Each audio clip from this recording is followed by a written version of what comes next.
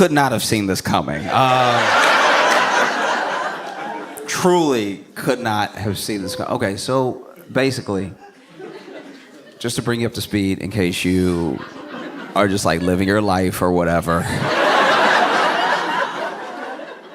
There was a Blue Origin. They went up. I don't know what to call it. Because some people get offended when you call it a trip, but then other people get offended when you call it a mission. So it was a flight. It was a flight to space. So on this flight to space, on this Blue Origin flight to space, you had Carrie Ann Flynn, who's a film producer. You had Lauren Sanchez, who is Bezos' fiance.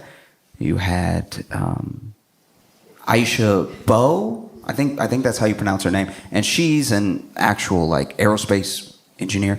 And then you had Amanda Wynn, who is a bioastronautics researcher, which when I saw the words together,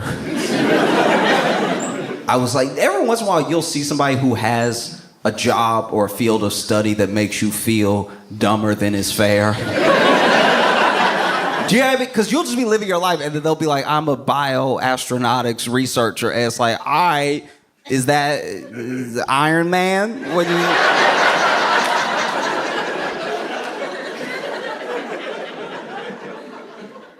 I don't know. She went to Harvard, so you had Carrie Ann Flynn, you had Lauren Sanchez, you had Aisha Bowe, you had Amanda Wynn, you also had Gayle King, and then you had Katy Perry.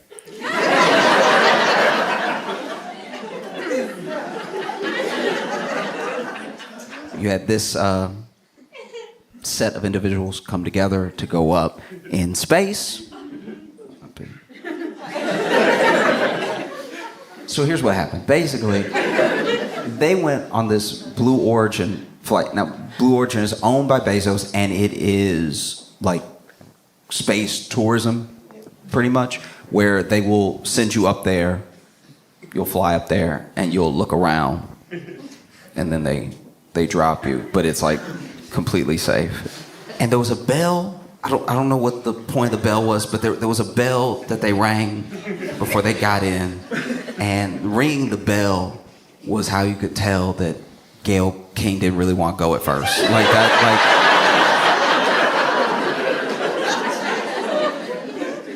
like that was tough. In case you didn't see it,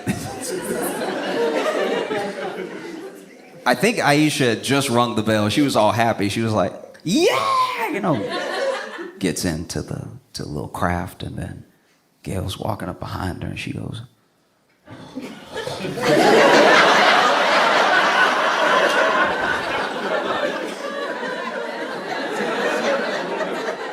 I've only seen that face one other time, and it was when my mom was trying to teach me how to drive.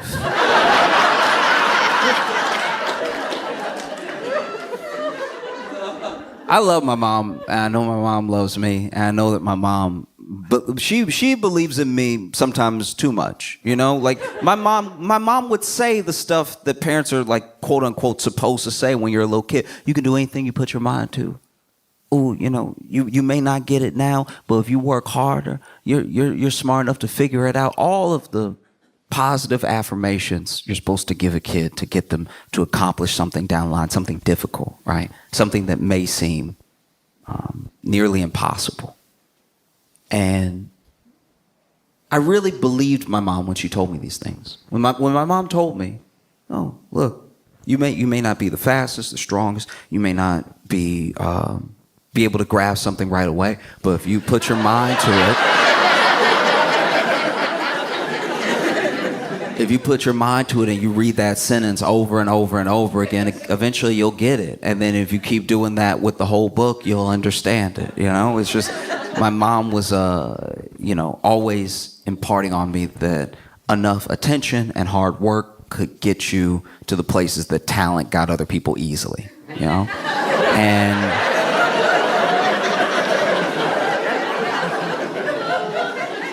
And these are important lessons. I look back at the things that my mom said, and not only are they true, but I wish more people heard them, because sometimes when you just pump somebody up too much initially, you give them a false belief that they'll just get it or it'll just come to them, and then when it doesn't, they're more likely to give up, right? Whereas if they're told off top, you're not that good at this, they'll know that there's something to work towards, and that the thing is possible, that everyone who ever accomplished anything wasn't already good at it. It took work, it took perseverance and everything. And I believed my mom when she told me all these things until it was time for her to teach me to drive. Because when we got in the car, my mom was making a face that didn't exactly say, you can do anything you put your mind to. You know what I mean? Like, yeah, I mean, like if I could do anything I put my mind to, I'm putting my mind to driving, and then you get in the car with me, you sit in the passenger seat, and you going.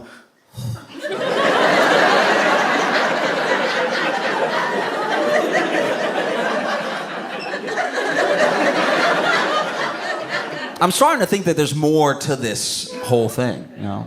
And so Gail walked up.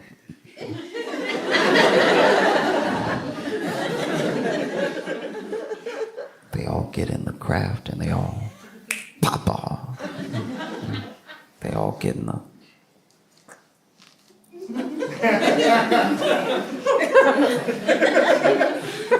It was shaped weird.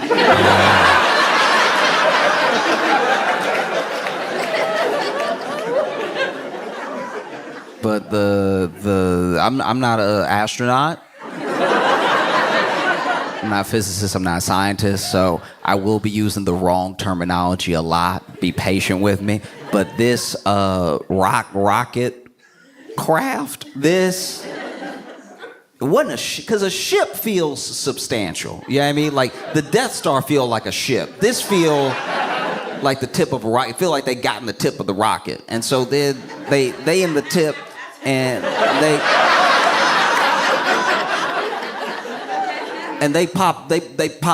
they leave, right? And so they but up, you know what I mean? Like they driving but up, right? And so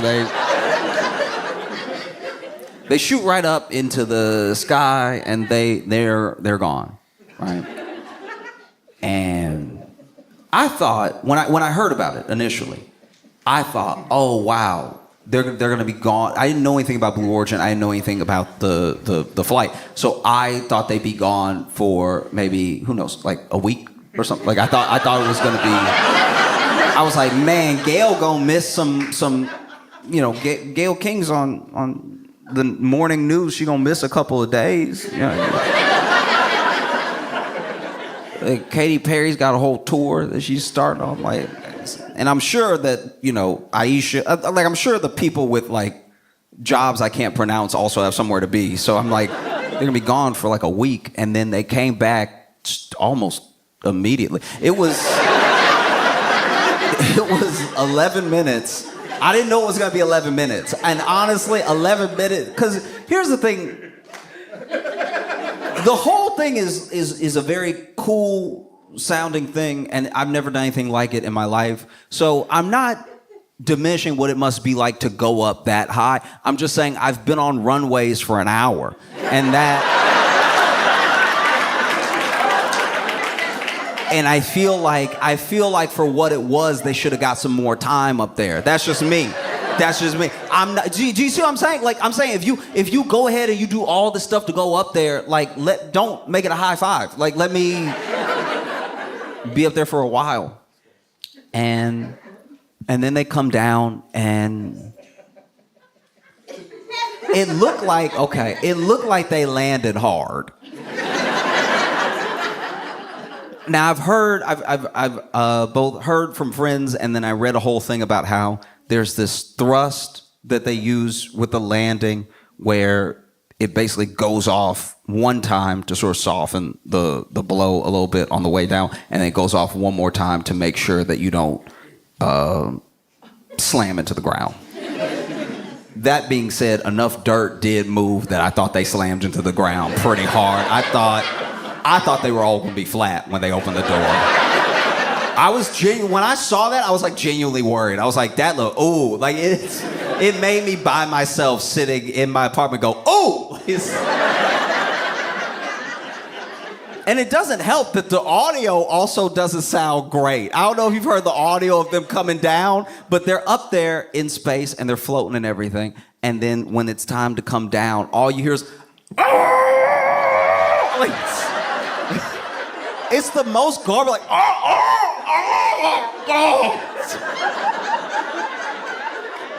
It made it sound like they were hurting them in there. Like,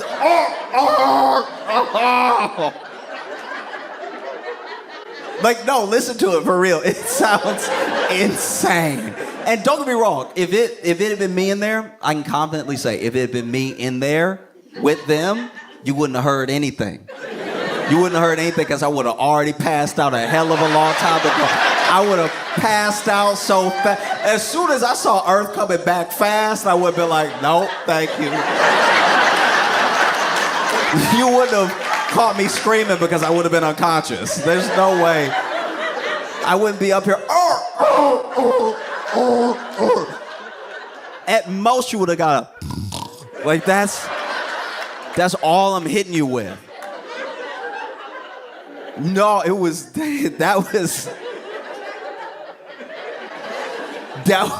crazy. That was crazy audio. Oh!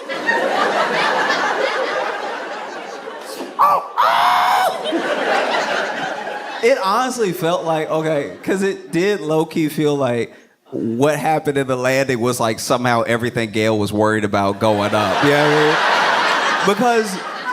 Because this is also what happened. The only other time, I know I was talking about my mom teaching me to drive and everything, but I think the other thing that makes you make a face like that, like ring the bell, and then walk towards the flight crap ship. I think the other thing that can do it is like a bad pep talk.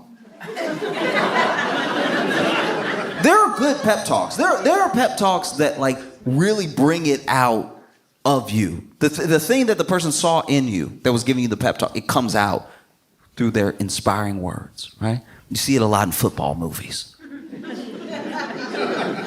They're like, Coach, we can't.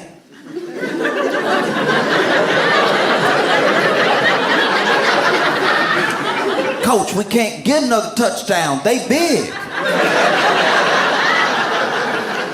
They big and we not as big. Coach, we can't do it. All right? They're big and they're pushing this way and we're trying to go that way. Coach, it's impossible. We cannot get another touchdown. I know all we need is another touchdown to win the big game and not feel like losers, but it'll never happen. And then the coach is like, you listen here. You listen to me. Because I'm the only one with a discernible accent in the film.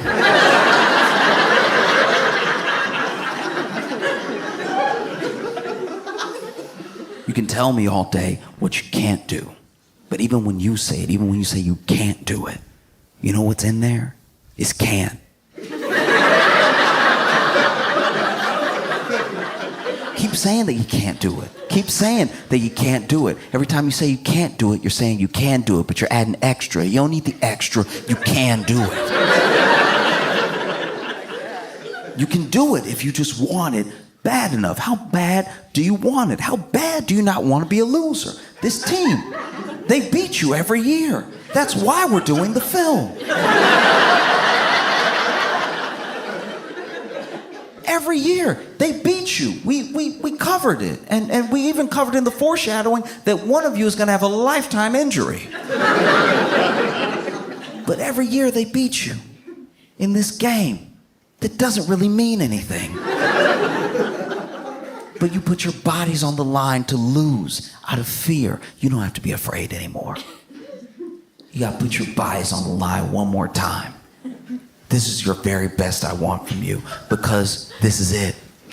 You're seniors.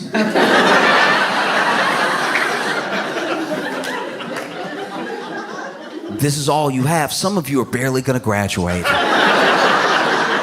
and none of you are making it to the NFL. So unless you want the last game that you ever played in your entire life to be a loss, you'll go out there and you'll put your joints, your tendons, your cerebellum. You'll put your knees, your ankles, your Achilles, your MCLs, your ACLs, your finger joints. You'll put it all on the line, all for the sake of that American pigskin to get to the other side, because this is war. This is exactly like war, except you're not really fighting for anything.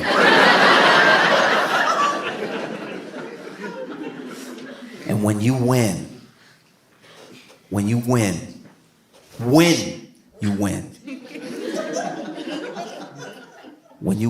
make it to the other side, when you get that touchdown and you're standing there and they topple over the field goal post, which is going to cost thousands of dollars, and everyone runs on the field to try to lift you up, and they hurt their backs because they're old. But you're all this town has, because industry left decades ago. And so they'll try to lift your oversized bodies on their shoulders. But it won't work, because everyone in this town somehow has sciatica. So it's not gonna be pretty. But when they lift you up, and you, quarterback, when your girlfriend tells you she's been keeping it from you the entire season, but she's pregnant, you'll be like, wow, at least my son's gonna have a winner as a father.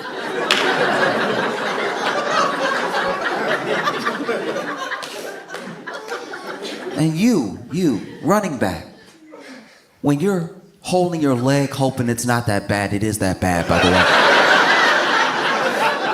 Hoping it's not that bad. You're dragging it, trying to celebrate with everybody because you're behind, because everyone sort of ran to where the touchdown was and you were hurt, so you couldn't get there, and then everyone trampled you, but you got up, which is important. When you're all lifting your helmets, like they're the helmets of warriors. I want you to think about this speech. I want you to give yourself this speech every day that you go to a job that you hate. Because this is how you're gonna get through life. This is an all-American pep talk. Now go out there and win. Or don't and hate yourself for the rest of your life. But go out there and do it, right? I felt like Gail got a way worse pep talk than that. I feel like Gail's pep talk was just like, girl, why are you so nervous? You ain't gonna die. You know how hard it is to die? You're not gonna die. Just because you're going miles above the earth and then they shoot you in there with fire, you're not gonna die. It's just, you know what I mean? It's gonna be a little explosion under you, and then that's gonna shoot you up in the air, and then you'll be in space. You'll be floating. And I'm sure they got it under control. I'm sure you're not gonna float forever and then never come back. I don't even think they would let that happen, all right? And then when you come down, I'm sure it's gonna be fine. I'm sure you won't be like, oh! Like,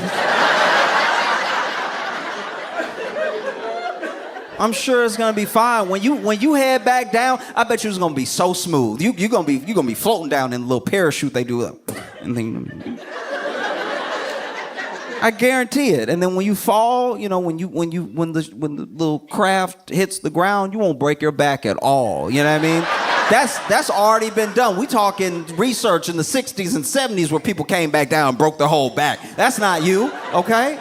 That's not gonna be you at all right? All you gotta do is just trust the experts that have already built this thing. Trust the people that trained you and went through the process of what's gonna happen. And trust that, you know, at the end of the day, God is in control. So if it's your time to go, it's your time to go anyway. It's not like, you know what I mean? Like, you know, you do all the math you want, but if the Lord wants you, he'll take you. And that's, you know what I mean? That's not, you know, we not on our time, we on God's time. And so if God wants you to die right now, you be dead. You know what I mean? It's like, why are you worried? Just, you know, You made everything right with everybody before you went, right? Like, it's not like you even need to. I'm just saying, like, when they close the door, just ask for forgiveness. And then let what will be, you know? Que sera, serat.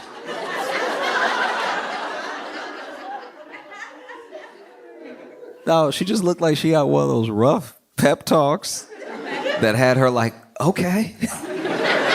And they went in there. And when they shot up, they had about, I had to read this part, I wasn't sure, but they had about 4 minutes of like weightlessness, which I thought was zero gravity. It turns out it wasn't actually zero gravity. They were falling, but slowly, because they went up to the, I'm gonna mispronounce it, but they went to like the Kármán line, and the Kármán line was discovered by this dude named Kármán, named after himself. That's what dudes tend to do. It's my thing. So just so you don't forget who brought you here. But yeah, Kármán was he was German, and you know I had the absolute pleasure and the honor of going to the Jet Propulsion Lab today and getting a tour. Well, don't clap for me. I didn't know anything before I got there. But I got a tour, and they were explaining that Kármán was German, but he came over before. He wasn't a Nazi.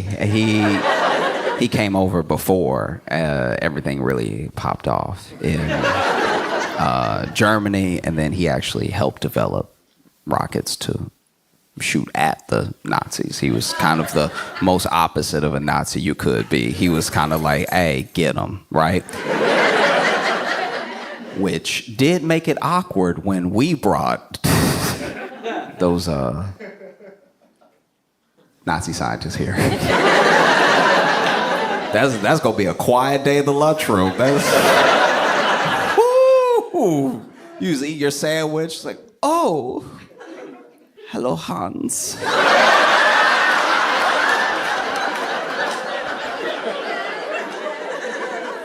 I see you made it out.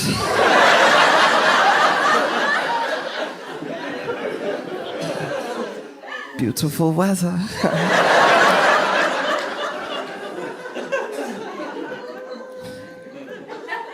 Yeah, basically, they went up to the Kármán line, and then when you go past the Kármán line, that's like when you're like in space. Now, admittedly, I didn't know any of this, so I thought it was all space.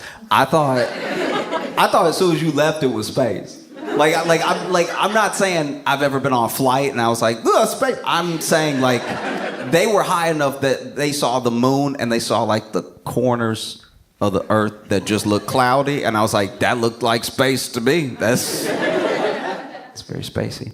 And what I loved about them floating, so a lot of people gave them like a ton of flack as if they were just taking selfies the whole time. It's not they were taking selfies, there's just cameras in the thing. They were looking at the cameras, but the cameras are above the window. So everybody's like, why are you looking at the camera? Look out the window. It's like, no, they were looking at both. They can see the window because the camera's right above it. And so they were looking in the camera some of the time, but you can see where everybody's looking out the window too. And they were weightless, so they were all excited. They're like, oh, look. And they were like, one of my favorite things was at every stage, there's just so many there's so many shots of Katy Perry floating in front of the camera that were genuinely very fun. Like someone will just be in the middle of like, and then Katy Perry.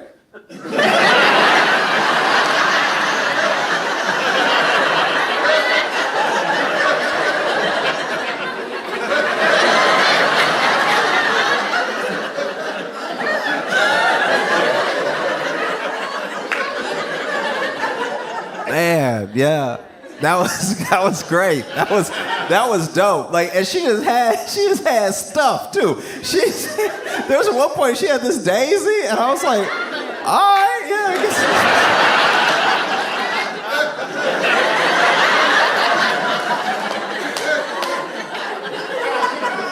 She had like her tour set list there. I was like, y'all let Katy bring anything she want on the flight.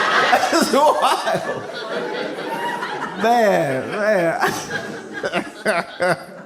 I was half expecting Katy to bring a picture of Katy up there. That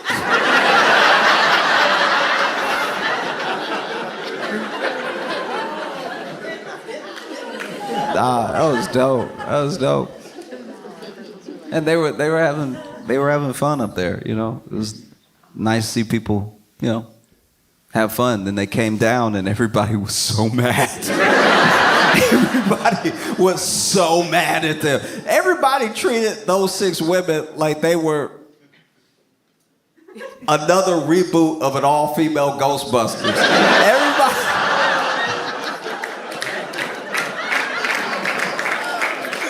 People were so mad at them. They landed and people were like, why'd you go in space? Why are you floating, Katy? Like, geez, sorry. Man. And admittedly, they got out, and I did see Katy's interview. Right when she got out of the craft, and look. All right.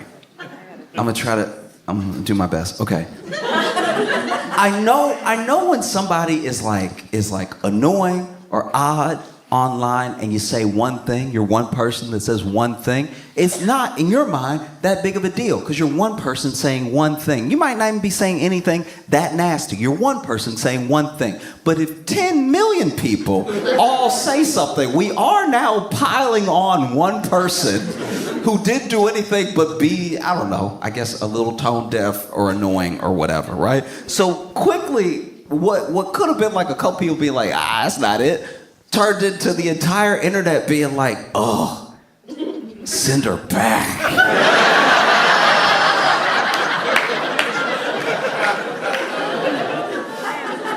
That's me quoting Wendy's.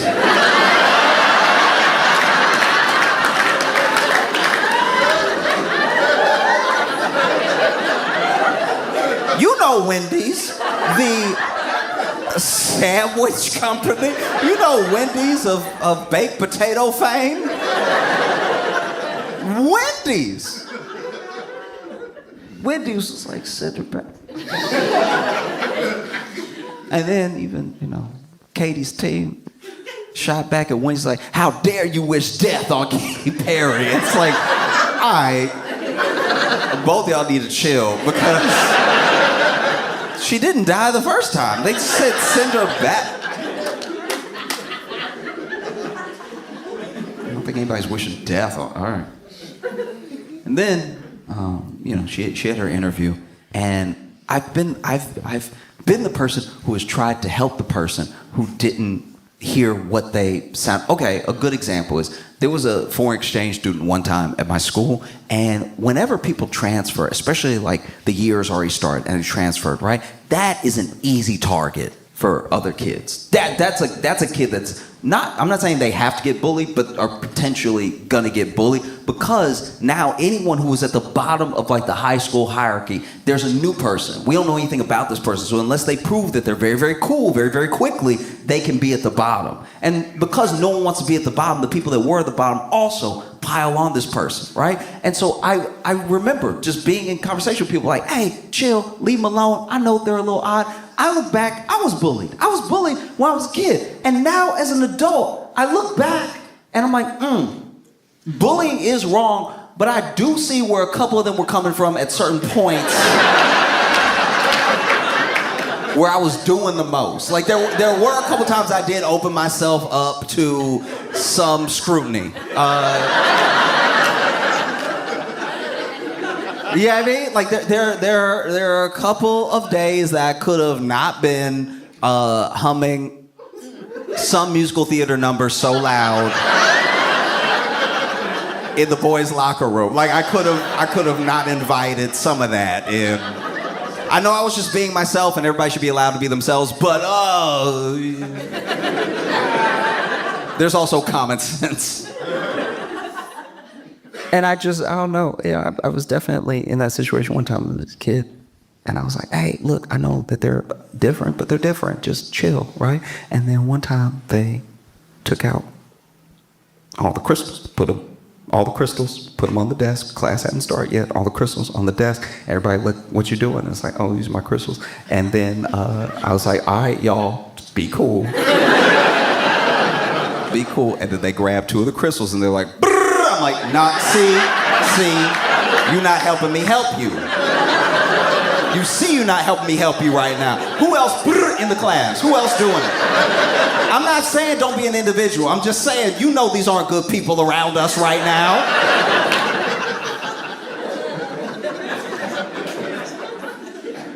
I don't want anybody to be just bullies for being themselves, but yeah, she comes out and they ask her, some questions. And admittedly, this is the other thing people got to keep in mind, that some of the questions they asked her were a setup because that person interviewing her was not like a journalist. I'm pretty sure they worked at Blue Origin. Because the first thing they say to her is like, you're officially an astronaut. She didn't say that. They said that to her. And she was like, thank you. And then they were like, tell me how you feel. And she was like, I feel so connected to love. Y'all be cool. See what I'm saying? Do you see? This is how it happens. I know. I heard it too. I know. But y'all be cool. Because Katy Perry was doing a lot. In fact, Gayle K, they asked Gayle K. They were like, hey, what was it like? And then she was like, oh, we get up there and Katy actually sang. When we were up there, she sang What a Wonderful World. We were up there. And to me, just to me, that sounds like a little too much. We only gonna be up here for like 5 minutes. I don't know if I want to be floating, listening to what you've elected to sing to us. It wasn't like they were floating like, Katy, now! Like that wasn't... I'm guessing. I don't know. I'm not saying anyone didn't enjoy it either.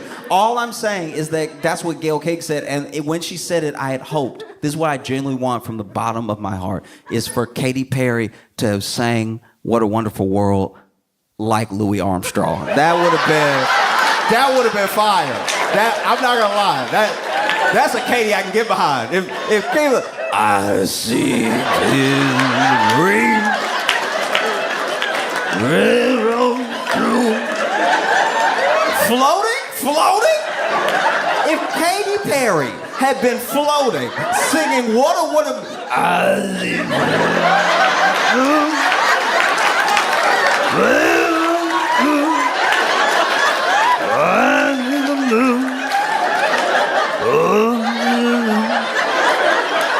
I think to myself,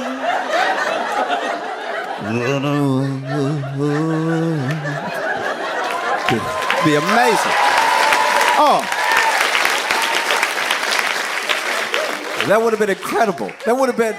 Look. That's the thing that I don't know how much they paid to take that flight. I would pay that much money to see Katy Perry do that, floating.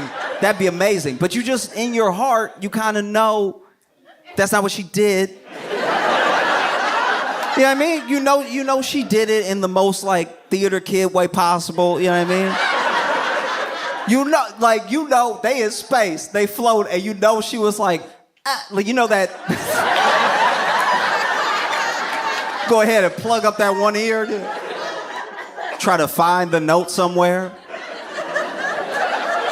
And you floating too, so it's extra hard to find.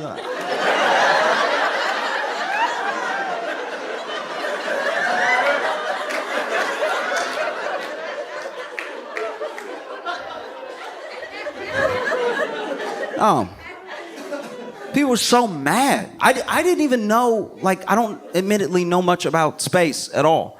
I don't at all. That's the wildest thing is that I shouldn't even tell you this, but basically, okay, so I went to the Jet Propulsion Lab and they showed us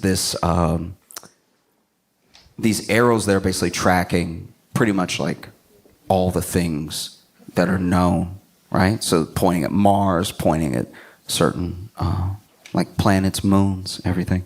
And the arrows will randomly change based on what they're pointing at. And admittedly, this is how dumb I am, right? I was confused when everything wasn't just pointing up.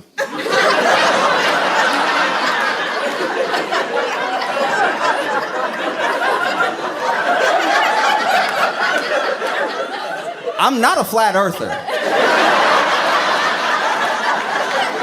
But I can see how people get there, because in my head, it said Mars and then it went left, and I was like, Mars ain't left.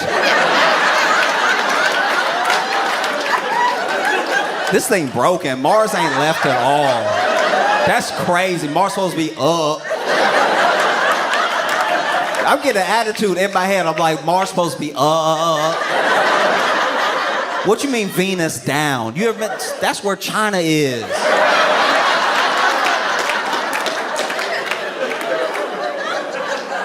People don't have any sense, you know what I'm saying? Like, that's wild. They just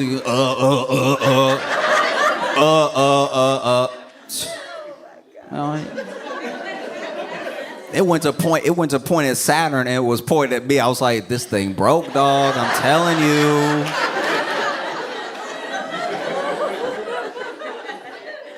No, I don't know much about space, and there were so many people that were like, they faked the whole thing. They didn't even go up. They never went up at all. The whole launch was AI, and then when they landed, that was a tape from a different time, because those people definitely died. And it's like, no, they don't need to fake it. They don't. I'm not trying to come out in support of like Blue Origin specifically, but it's like they don't need to fake it. This is like the 11th one that they did. They did like 10 of these already, and no one cared. Like, they didn't do the whole press run like they did for this one, so they just did 9 of them in peace. The first one that they did, I think, was William Shatner was on it, and he was like, I was saying all this space stuff, and it's like, bro, you also... Like, that is the one thing I'll say. That is like the one critique that I have of the internet's response to this, is that it's like, a part of me is like, y'all are mad because it's all women. You know what I mean? When William Shatner got off and he was saying all the space stuff, you were like, oh, William Shatner got to go to space. That's so cool. And it's like, yeah, that is cool. That it's cool for anybody to get to go to space, because it's space. It's rare, you know? But you can't let him off the hook for saying like hoity-toity stuff just because he played space.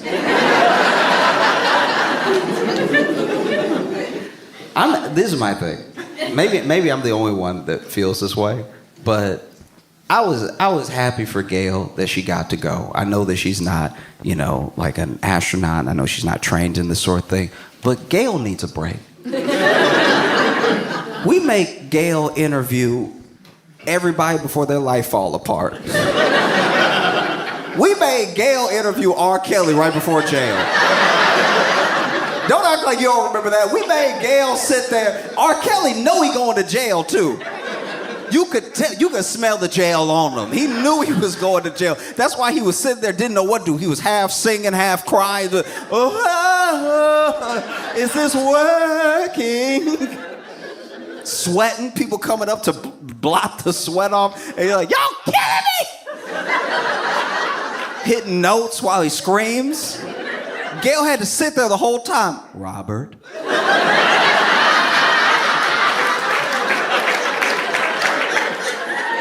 Robert. Are these cameras on? I hope these cameras are. Robert. Gail needed a break. Let her have a break. You know, let her go to space for a second. Because there's not that many differences. Tons of similarities in the people who went up to space and the people that went to Coachella. There's a ton. Both have potentially horrific bathroom experiences. You know what I mean? Like true, imagine. Because first of all, you at Coachella, right? and you just trying to get through your day, see your favorite bands, have experiences with your friends. You're financing this thing. It's going to take you months to pay off, trying to make the most of it. And so maybe, yeah, you had a chili dog before you came.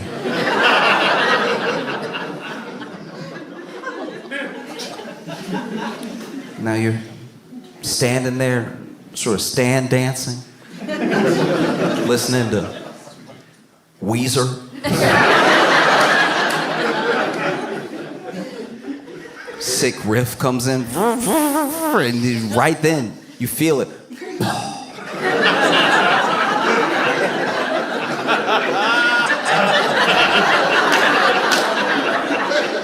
Not a quiet one.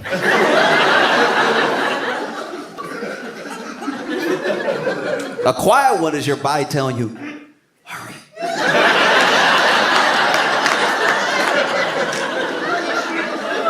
You ever have one of those quiet ones that like, it's just a moment, and only you know it happened. You're the only person in the world that knows. It reminds me of those moments in a horror movie where a little kid's like, run.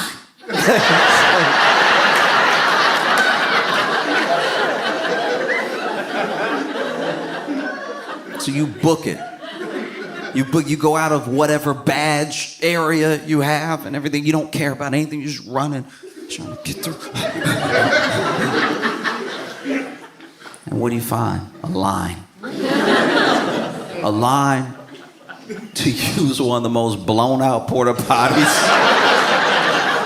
in the history of America. This thing, it's like a little wooden. It's like they're not even supposed to be wooden anymore. This is from Woodstock, 1977.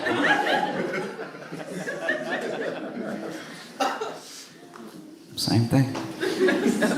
You know, maybe try and make the most of life. You get this incredible experience. You get to go to space. You get to go to space with these incredible new women that have come into your life through this experience. You've had your 2 days of training together, getting to know each other, doing this like op-ed together and everything, and you try and enjoy life to the fullest, and so you do. You get ready to go on this space trip. It's gonna be 11 minutes, but they're gonna be an incredible 11 minutes of your life. And so yeah, before you leave home, you have a chili dog.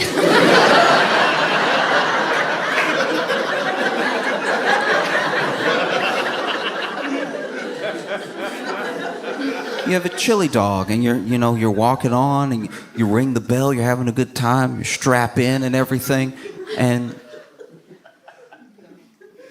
right as you strap in, you're waiting to take off, and you hear.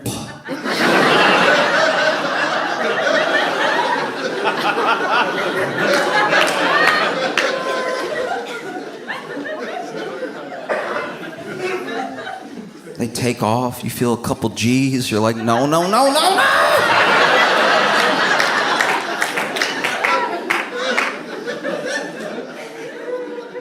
You get into space. You almost touch the Kármán line.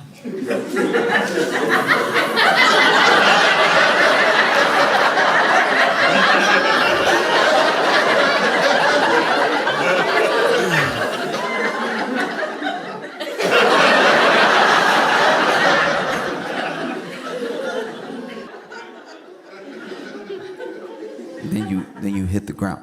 You hit the ground. Plop. Okay. I made it. 11 minutes. I held it together. You pop out of the little pod, trying to calmly look for the nearest bathroom. Everybody clapping. Everybody clapping. Oprah there, the Jenners, everybody clapping. And then somebody runs up. How's it feel to be an astronaut?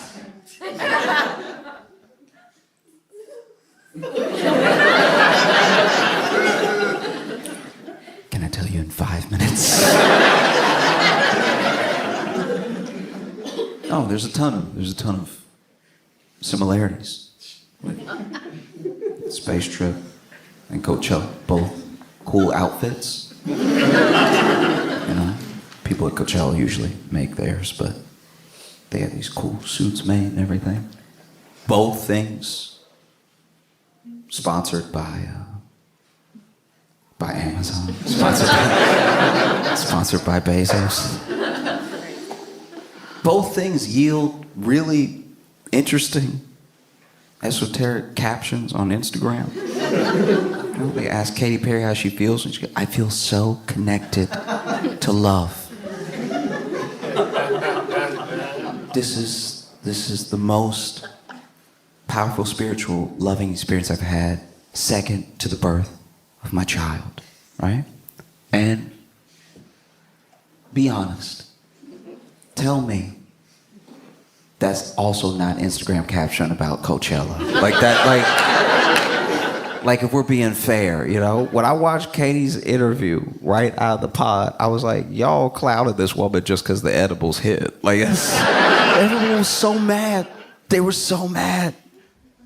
And I don't even think they're mad at, like, Katy or any of those women. I don't think they're mad that, like, the thing is, like, tone deaf in nature or whatever. I think they're mad because people are, like, having a hard time living. Do you know what I mean? It's like they are kind of like the easy placeholder right now for how we feel about how the actual world is. No one's really mad at them. If they had gone and come back, you wouldn't have known. That's how little it affects our actual lives. But we're mad because we see it and we see because the thing with a Blue Origin as well is we don't actually know how much it costs to go up. And we know some people get invited to go up and some people have to pay. But they do a thing, and this is very crafty. This is how the rich stay rich, right? We know that it's like $150K deposit if you want to go. We don't know what the next installments are. And I feel like we don't know what the next installments are so they can charge people different stuff. Because maybe you put down 150 and then you have to pay another 150 to go up. And then you put down 150, but you got to pay 500,000 to go up. And as long as y'all don't talk, it's all good. Because these people come together from all walks of life and all these different places in the world, and they go up. But for a similar flight, for a similar flight to what they did, there was a guy who paid $28 million. All right? He's allowed to be mad. He's allowed to be mad that anybody got to do it for free because 28 million, even if you're a billionaire, 28 million is still a dent. Like, that's wild, 28 million. So I'm just saying, it's wild that thing, we're assuming anyone on that flight had to pay. I can't imagine Bezos making his fiance pay. You know, I don't know if anybody on that flight paid. And I know that the only poor version that we have of what they did is froyo. Because you ever been filling up your cup and you don't have that much of your account, so you gotta fill it with hope. You gotta hope that, like, that's a lot of air. That's a lot of air. Let's just put it on the weight right here. $5.50, thank goodness.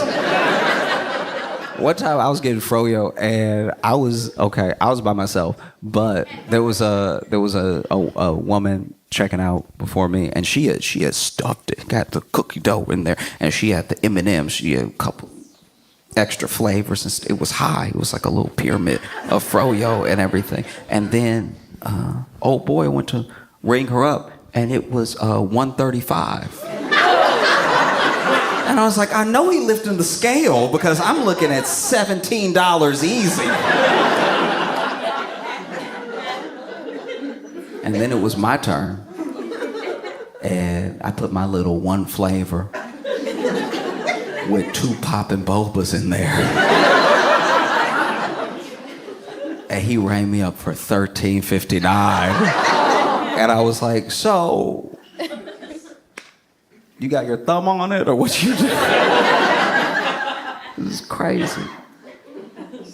Because I don't think we're that mad at them. I think what's actually happening is that it's very hard to get by right now, and it's hard to escape. And I don't know. Everyone could use a little escapism one way or another, and we're losing access to that because whether you want to go on spring break, and spring break is the most expensive it's been in potentially recorded history, or you want to just go to Coachella.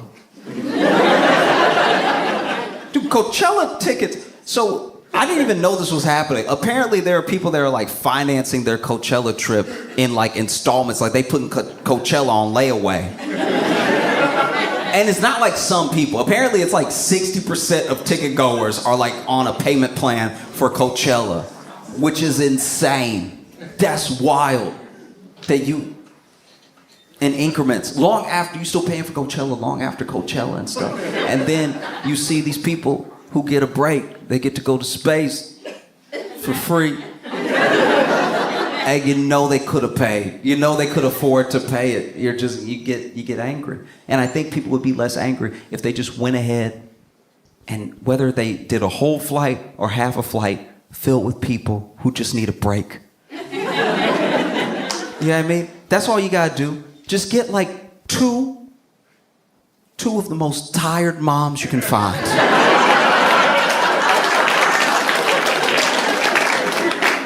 And you barely have to pitch them. It's like, look, you will be weightless for 5 minutes. They'll be like, put it in my veins.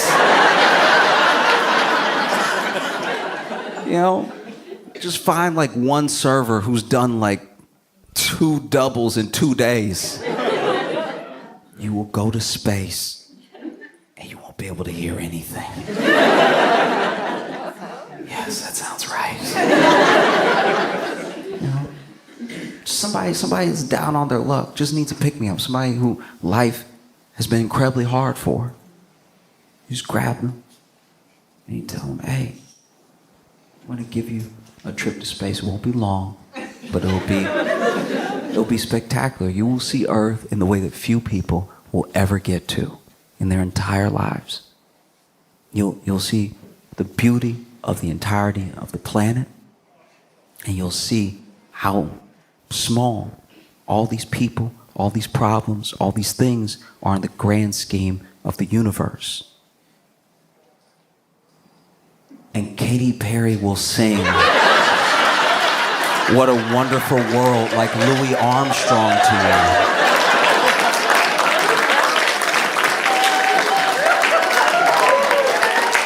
It'll be spectacular.